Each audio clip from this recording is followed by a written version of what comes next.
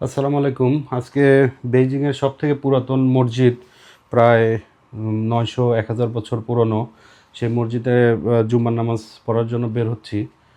এটা হলো আমার হোটেল, ছোটোখাটো একটা রুম, একজন থাকার জন্য যথেষ্ট সুন্দর।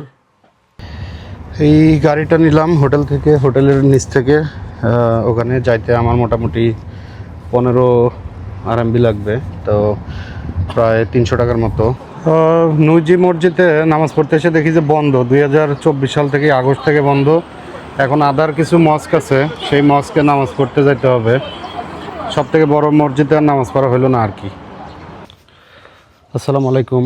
মাত্রই বেইজিংয়ের ডংসি মসজিদ থেকে জুমার নামাজ পড়ে বের হইলাম। এই যে সুন্দর একটা মসজিদ, অনেক পুরাতন, সেই 1400 শতকের দিকে এইটা করা হয়েছিল, মানে বানানো হয়েছিল অনেক আগের। তো এইখানে পরবর্তীতে মিং ডাইনেস্টি এবং কিং ডাইনেস্টি তারা এটারে রিনোভেশন করছে। এই অবস্থা বর্তমানে। আমরা প্রায় 50-60 জনের মতো নামাজ পড়লাম, এখন অনেকে বের হচ্ছে।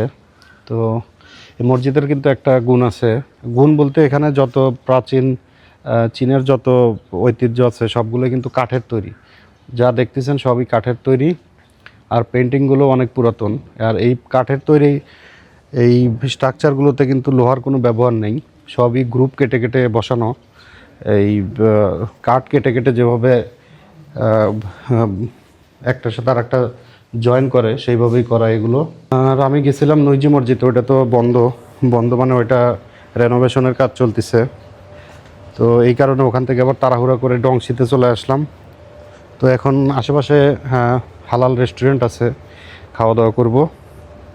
তো এই ছিল ডংসি মসজিদ, বেইজিংয়ের পুরাতন বেইজিং বলা চলে এই অংশটাকে। তো মুসলিম কমিউনিটির জন্য এই মসজিদটা কিন্তু অনেক গুরুত্বপূর্ণ, যেহেতু এটা প্রায় 1400 শতকের দিকে বানানো হয়েছে মসজিদটাকে। মসজিদ থেকে বের হওয়ার পরে ওনার সাথে দেখা হয়েছিল, বলছিলাম হালাল রেস্টুরেন্ট কোন দিকে। তো উনি আমাকে এখানে নিয়ে আসলো, আমি কিছু অর্ডার করছি, উনি অলরেডি পে করে দিছে। আসলে অনেক অনেক ধন্যবাদ ওনাকে। ভাষার অসুবিধার জন্য অনেক কিছুই আমরা জানতে পারতেছি না, কথা ভালো করে বলতে পারতেছি না। যাই হোক, আন্তরিকতার কোনো অভাব নেই ওনার কাছ থেকে। শিয়া